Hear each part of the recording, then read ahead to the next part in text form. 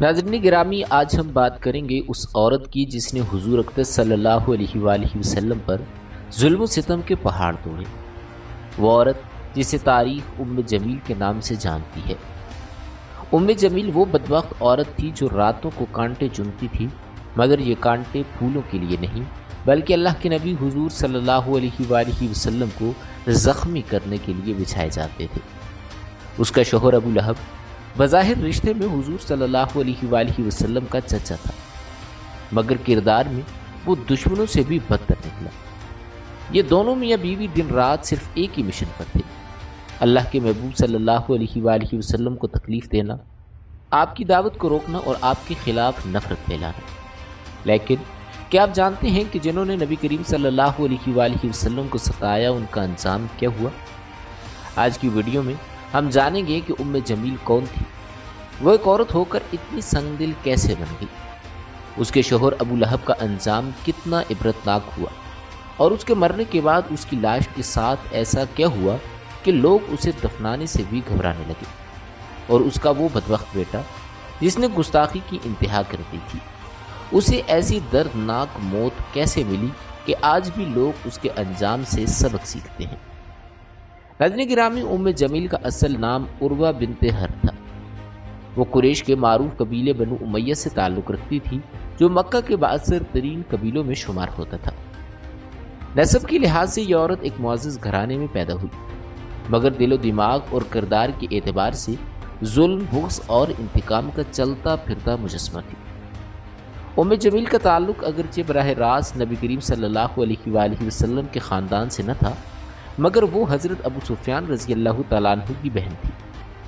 اتنا قریبی رشتہ ہونے کے باوجود اس کے دل میں نبی کریم صلی اللہ علیہ وآلہ وسلم کے لیے نہ نرمی تھی اور نہ ہی رحم، بلکہ وہ دشمنی میں اس قدر اندھی ہو چکی تھی کہ اپنا سکون، اپنی عزت، حتیٰ کہ راتوں کی نیند تک قربان کر دی۔ ان تمام باتوں کا مقصد صرف ایک ہی تھا، اور وہ تھا حضور صلی اللہ علیہ وآلہ وسلم کو اذیت دینا۔ مکہ کی گلیوں میں ام جمیل اپنی سخت زبان اور زہریلے مزاج کے لیے بڑی مشہور تھی۔ اس کی عادت تھی کہ محفلوں میں بیٹھ کر حضور صلی اللہ علیہ وآلہ وسلم کے خلاف زہر اگلا کرتی تھی، عورتوں میں بیٹھ کر آپ کی کردار کشی کرتی۔ وہ زبان ہی سے نہیں بلکہ عمل سے بھی نبی کریم صلی اللہ علیہ وآلہ وسلم کو تکلیف پہنچانے کی کوشش کرتی تھی۔ رات کی تاریکی میں راستوں میں کانٹے بچھاتی تاکہ جب آپ فجر کے وقت مسجد حرام کی طرف جائیں تو آپ کے قدم مبارک زخمی ہوں۔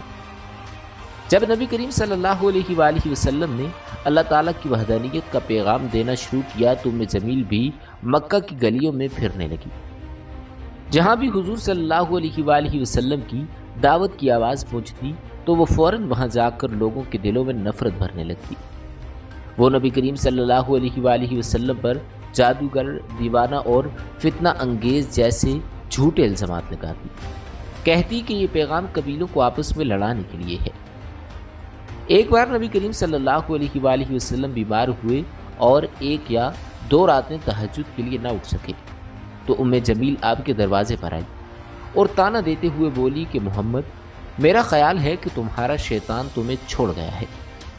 اس موقع پر اللہ تعالیٰ نے سورہ والضحیٰ کی یہ آیات نازل فرمائی کہ قسم ہے اس دن کی روشنی کی اور رات کی جب وہ سکون پکڑے، آپ کے رب نے نہ آپ کو چھوڑا ہے اور نہ وہ آپ سے ناراض ہوا ہے۔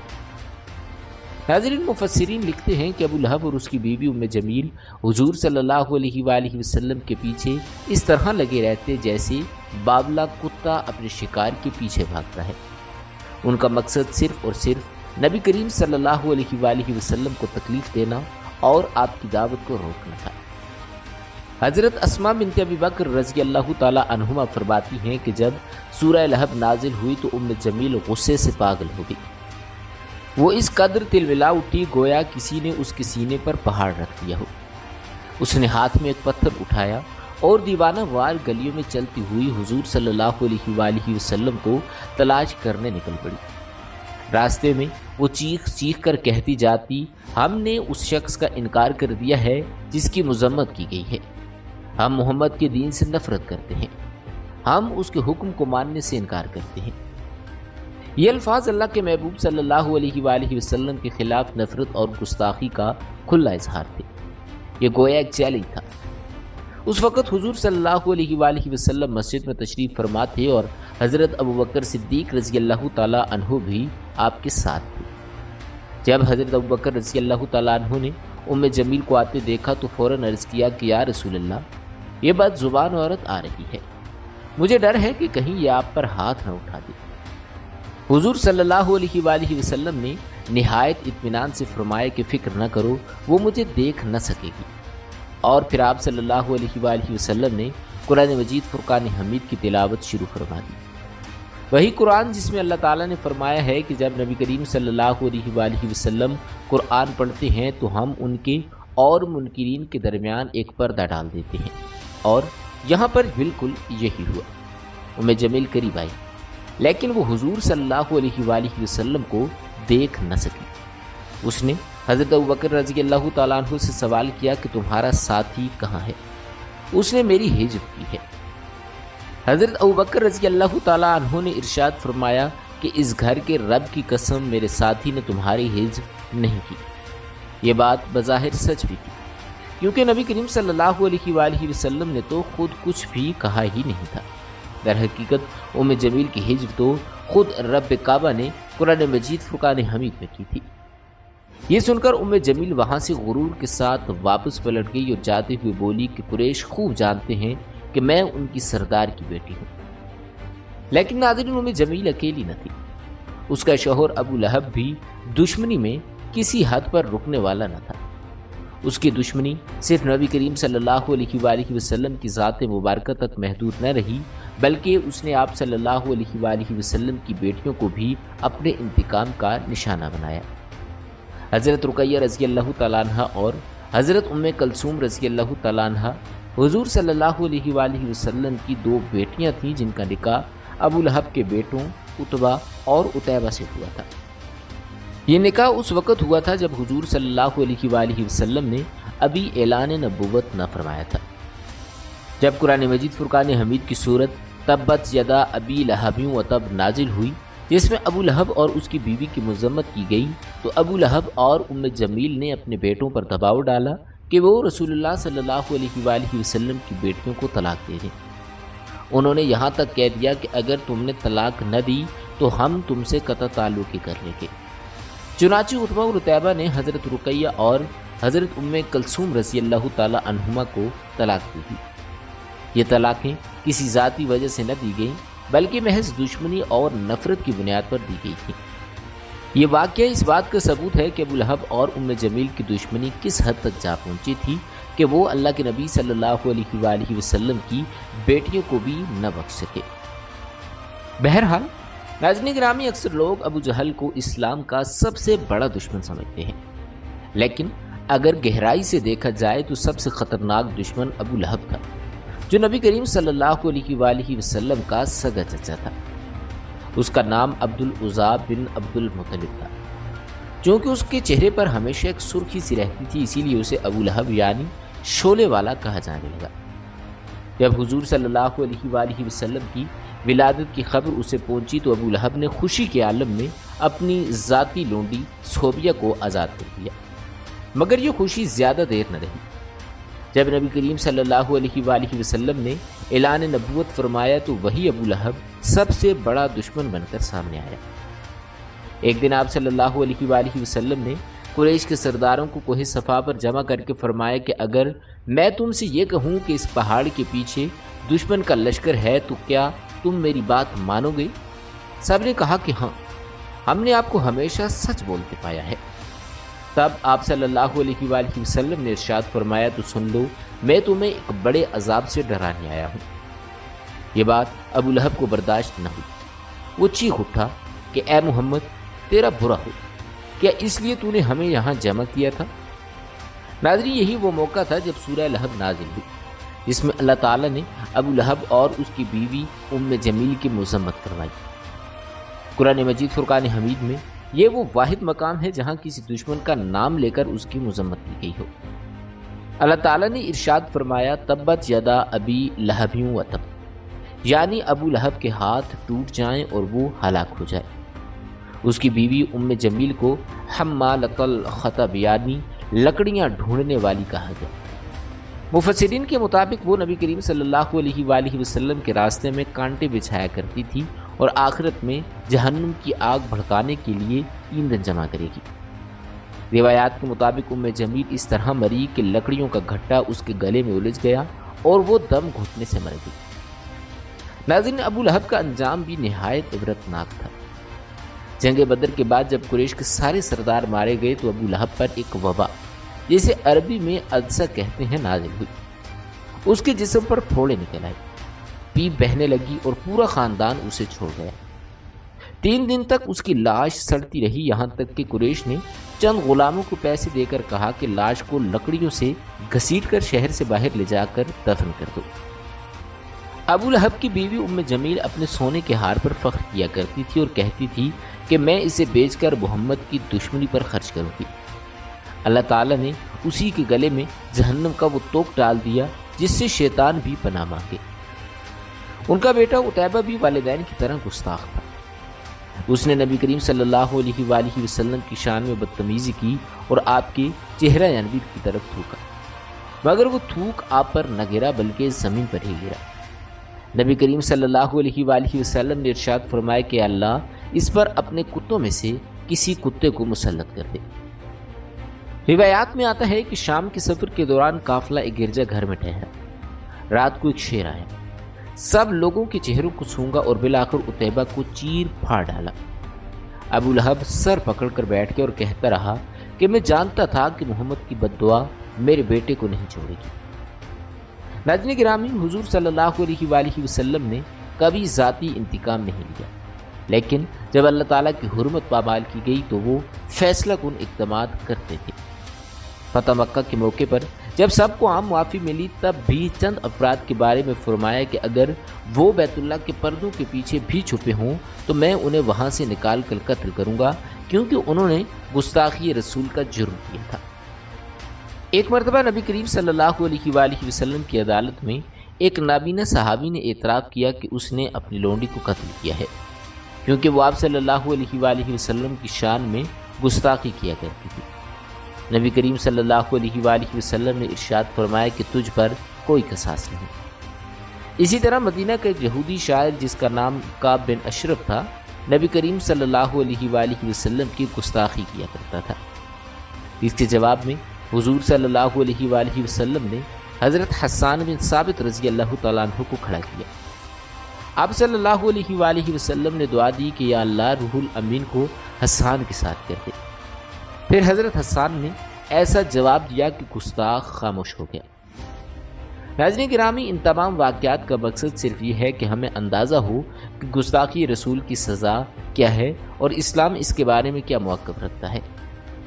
ناظرین، حضرت جابر بن عبداللہ انصاری رضی اللہ تعالیٰ عنہ نے بیان کیا کہ رسول اللہ صلی اللہ علیہ وآلہ وسلم نے ارشاد فرمایا کہ کعب بن اشرف کا کام کون تمام کرے گا؟ وہ اللہ اور اس کے رسول کو بہت ستا رہا ہے۔ اس پر محمد بن مسلمہ انصاری رضی اللہ تعالیٰ عنہ کھڑے ہوئے اور عرض کیا کہ یا رسول اللہ صلی اللہ علیہ وآلہ وسلم، کیا آپ اجازت دیں گے کہ میں اسے قتل کراؤں؟ آپ نے فرمایا کہ ہاں، مجھ کو یہ پسند ہے۔ انہوں نے عرض کیا پھر آپ مجھے اجازت عنایت فرمائیں کہ میں اس سے کچھ بات کہوں۔ آپ نے انہیں اجازت دے دی۔ اب محمد بن مسلمہ رضی اللہ تعالیٰ عنہ کعب بن اشرف کے پاس آئے اور اس سے کہا کہ یہ شخص حضور صلی اللہ علیہ وآلہ وسلم کی طرف اس کا اشارہ تھا، ہم سے صدقہ مانگتا رہتا ہے اور اس نے ہمیں تھکا مارا ہے، اسی لیے میں تم سے قرضہ لینے آیا ہوں۔ اس پر کعب نے کہا کہ ابھی آگے دیکھنا، خدا کی قسم تم لوگ بالکل اکتا جاؤ گے۔ محمد بن مسلمہ رضی اللہ تعالیٰ عنہ نے کہا کہ چونکہ ہم نے بھی اب ان کی اتباع کر لی ہے، اس لیے جب تک یہ نہ کھل جائے کہ ان کا انجام کیا ہوتا ہے انہیں چھوڑنا بھی مناسب نہیں۔ میں تم سے ایک وسق یا ایک دوسری روایت کے مطابق 2 وسق غلہ قرض لینے آیا ہوں۔ کعب بن اشرف نے کہا کہ ہاں، میرے پاس کچھ گروی رکھ دو۔ انہوں نے پوچھا گروی میں تم کیا چاہتے ہو؟ اس نے کہا کہ اپنی عورتوں کو رکھ دو۔ انہوں نے کہا کہ تم عرب کے بہت خوبصورت مرد ہو، ہم تمہارے پاس اپنی عورتیں کس طرح سے گروی رکھ سکتے ہیں؟ اس نے کہا پھر اپنے بچوں کو گروی رکھ دو۔ انہوں نے کہا کہ ہم بچوں کو کس طرح سے گروی رکھ سکتے ہیں؟ کل انہیں اسی پر گالیاں دی جائیں گی کہ 1 یا 2 وزق غلے پر انہیں رہن رکھا گیا تھا۔ یہ تو بڑی بغیرتی ہوگی۔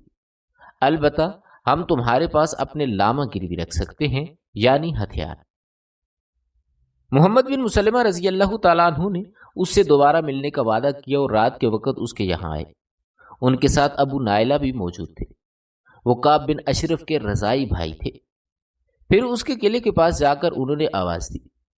وہ باہر آنے لگا تو اس کی بیوی نے کہا کہ اس وقت اتنی رات کے کہاں باہر جا رہے ہو؟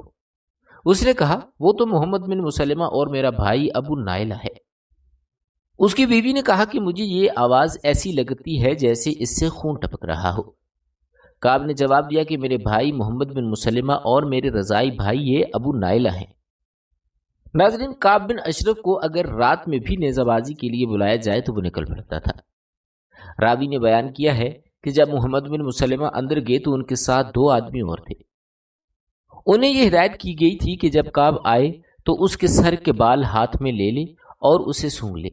جب تمہیں اندازہ ہو جائے کہ میں نے اس کا سر پوری طرح سے اپنے قبضے میں لے لیا ہے تو پھر تو تیار ہو جانا اور اسے قتل کر ڈالنا۔ اور یوں محمد بن مسلمہ رضی اللہ تعالیٰ عنہ نے اسے پوری طرح سے قابو میں کر لیا تو اپنے ساتھیوں کو اشارہ کیا کہ تیار ہو جاؤ۔ چنانچہ انہوں نے اسے قتل کر دیا اور حضور صلی اللہ علیہ وآلہ وسلم کی خدمت میں حاضر ہو کر اس کے قتل کی اطلاع دی۔ ناظرین، رسول اللہ صلی اللہ علیہ وآلہ وسلم کی گستاخی کرنے والوں میں ایک ابو رافع یہودی بھی تھا۔ ابو رافع کا نام عبداللہ بن ابو الحقیق یا سلام بن الحقیق تھا۔ یہ بہت ہی دولت مند تاجر تھا، لیکن اسلام کے زبردست دشمن اور برگاہ نبوت کی شان میں نہایت ہی بدترین گستاخی اور بے ادبی کیا کرتا تھا۔ یہ وہی شخص ہے جو حائی بن اخطب یہودی کے ساتھ مکہ گیا اور کفار قریش اور دوسرے قبائل کو جوش دلا کر غزوہ خندق میں مدینہ پر حملہ کرنے کے لیے 10,000 کی فوج لے کر آیا تھا اور ابو سفیان کو ابھار کر اس نے اسی فوج کا سپہ سالار بھی بنایا تھا۔ حائی بن اخطب تو جنگ خندق کے بعد ہی غزوہ بنو قریظہ میں مارا گیا، مگر یہ بچ نکلا اور حضور صلی اللہ علیہ وآلہ وسلم کی اظہار ثانی اور اسلام کی بہبونی میں تن من دھن سے لگا ہوا تھا۔ انصار کے دونوں قبیلوں اوس اور خزرج میں ہمیشہ مقابلہ رہتا تھا اور یہ دونوں اکثر رسول اللہ صلی اللہ علیہ وآلہ وسلم کے سامنے نیکیوں میں ایک دوسرے سے بڑھ جانے کی کوششیں کرتے رہتے تھے۔ چونکہ قبیلہ اوس سے تعلق رکھنے والے حضرت محمد بن مسلمہ رضی اللہ تعالیٰ عنہ نے 3 ہجری میں کعب بن اشرف، جس کا گزشتہ ذکر ہو چکا ہے، کو قتل کیا تھا۔ اسی لیے قبیلہ خزرج کے لوگوں نے مشورہ کیا کہ اب رسول اللہ صلی اللہ علیہ وآلہ وسلم کا سب سے بڑا دشمن ابو رافع رہ گیا ہے، لہٰذا ہم لوگوں کو چاہیے کہ اس کو قتل کر ڈالیں تاکہ ہم لوگ بھی قبیلہ اوس کی طرح ایک دشمن رسول کو قتل کرنے کا اجر و ثواب حاصل کر لیں۔ چنانچہ حضرت عبداللہ بن عتیق، عبداللہ بن انیس، ابو قتادہ، حارث بن ربیع، مسعود بن سنان، خزائی بن اسود رضی اللہ تعالی عنہ اس کے لیے مستعد اور تیار ہو گئے۔ ان لوگوں کی درخواست پر حضور صلی اللہ علیہ وآلہ وسلم نے اجازت دے دی اور حضرت عبداللہ بن عتیق رضی اللہ تعالی عنہ کو اس جماعت کا امیر مقرر فرما دیا اور ان لوگوں کو منع کر دیا کہ بچوں اور عورتوں کو قتل نہ کیا جائے۔ حضرت عبداللہ بن عتیق رضی اللہ تعالیٰ عنہ ابو رافع کے محل کے پاس جا پہنچے اور اپنے ساتھیوں کو حکم دیا کہ تم لوگ یہاں بیٹھ کر میری آمد کا انتظار کرتے رہو، اور خود بہت ہی خفیہ تدبیروں سے رات میں اس کے محل کے اندر داخل ہو گئے اور اس کے بستر تک جا پہنچے اور اندھیرے میں اسے پا کر اس کو قتل کر دیا۔ جب محل سے نکلنے لگے تو سیڑھی سے گر پڑے، جس سے ان کے پاؤں کی ہڈی ٹوٹ گئی، مگر انہوں نے فوراً ہی اپنی پگڑی سے اپنے ٹوٹے ہوئے پاؤں کو باندھ دیا اور کسی طرح محل سے باہر نکل آئے۔ پھر اپنے ساتھیوں کی مدد سے مدینہ پہنچے۔ جب دربار رسالت میں حاضر ہو کر ابو رافع کے قتل کا سارا مواجرہ بیان کیا تو حضور صلی اللہ علیہ وآلہ وسلم نے ارشاد فرمایا کہ پاؤں پھیلاؤ۔ انہوں نے پاؤں پھیلایا تو آپ صلی اللہ علیہ وآلہ وسلم نے اپنا دست مبارک ان کے پاؤں پر پھیر دیا۔ فوراً ہی یہ ٹوٹی ہوئی ہڈی جڑ گئی اور ان کا پاؤں بالکل صحیح سالم ہو گیا۔ ناظرین گرامی، ام جمیل کی طرح حضور صلی اللہ علیہ وآلہ وسلم کی شان اقدس میں گستاخی کرنے والی ایک عورت کا نام اسمہ بنت مروان بھی تھا۔ اسما بنت مروان 7ویں صدی عیسوی میں دور نبوی کی ایک ہجو گو یہودی شاعرہ تھی۔ اس کے شوہر مرثد بن زید بن حسن انصاری تھے۔ خاندان بنو امیہ سے تعلق رکھتی تھی اور مدینہ منورہ میں رہا کرتی تھی۔ یہ عورت نبی کریم صلی اللہ علیہ وآلہ وسلم کو ایذا پہنچاتی، اسلام پر عیب جوئی کرتی اور لوگوں کو نبی کریم صلی اللہ علیہ وآلہ وسلم کے خلاف ابھارتی تھی، اور اکثر یہ اشعار پڑھا کرتی تھی: بنو مالک، غیب اور اوف کی سیرین اور بنو خزرج کی سیرین کی تم پیروی کرتے ہو، کیا وہ تمہیں دوسرے سے پناہ دیتی ہے جبکہ نہ اس سے مراد پوری ہوتی ہے اور نہ بچہ جنم لیتا ہے؟ تم سروں کے کٹنے کے بعد اسے ایسے ہی امید کرتے ہو جیسے گوشت بھوننے کے لیے لگائی گئی سلاخ سے شوربے کی امید کی جاتی ہے۔ عمیر بن عدی کہتے ہیں کہ جب اس عورت کے یہ اشعار نبی کریم صلی اللہ علیہ وآلہ وسلم کے خلاف ترغیب مجھ تک پہنچی تو میں نے نظر مان لی کہ اے اللہ، اگر تو نے اپنے رسول صلی اللہ علیہ وآلہ وسلم کو مدینہ لوٹا دیا تو میں اس عورت کو ضرور قتل کروں گا۔ اس روز رسول اللہ صلی اللہ علیہ وآلہ وسلم بدر میں تھے۔ جب رسول اللہ صلی اللہ علیہ وآلہ وسلم واپس آئے تو عمیر بن عدی رضی اللہ تعالیٰ عنہ رات کی تاریکی میں اس کے گھر میں داخل ہو گئے۔ اس وقت اس کے ارد گرد اس کے بچے سوئے ہوئے تھے، جن میں سے ایک کو وہ اپنا دودھ پلا رہی تھی۔ جب اس نے اپنے ہاتھ سے چھو کر دیکھا تو اس کو لگا کہ وہ بچے کو دودھ پلا رہی ہے۔ عمیر نے بچہ اسے علیحدہ کیا اور اپنی تلوار اس کے سینے پر رکھی اور اس کے پیٹ کے پار کر دی۔ پھر وہ وہاں سے نکلے اور نبی کریم صلی اللہ علیہ وآلہ وسلم کے ساتھ صبح کی نماز پڑھی۔ نبی کریم صلی اللہ علیہ وآلہ وسلم جب نماز سے فارغ ہوئے اور عمیر کی طرف دیکھا تو فرمایا، کیا تو نے مروان کی بیٹی کو قتل کر دیا ہے؟ عمیر نے جواب دیا کہ جی ہاں، اے اللہ کے رسول صلی اللہ علیہ وآلہ وسلم، میرے ماں باپ آپ پر قربان۔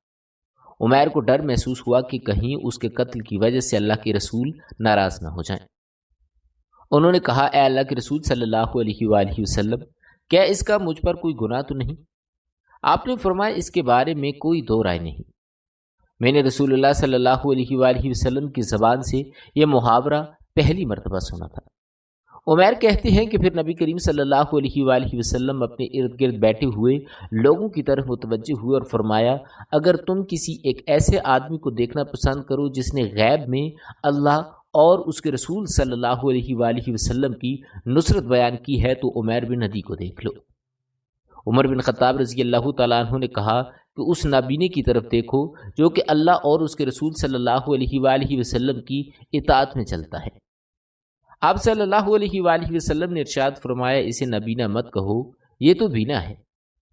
ناظرین گرامی، یہ تھی ہماری آج کی ویڈیو جس میں ہم نے آپ کو اللہ کے رسول صلی اللہ علیہ وآلہ وسلم کی شان میں گستاخی کرنے والوں کے واقعات اور ان کے انجام بتائے۔ امید کرتے ہیں کہ آپ کو ہماری یہ ویڈیو ضرور پسند آئی ہوگی۔ اسی طرح کی مزید معلوماتی ویڈیوز دیکھنے کے لیے ہمارے چینل کو سبسکرائب کیجیے۔ بہت جلد ایک نئی ویڈیو کے ساتھ ملتے ہیں، تب تک کے لیے اپنا خیال رکھیے گا۔ اللہ تعالیٰ آپ کا حامی و ناصر ہو۔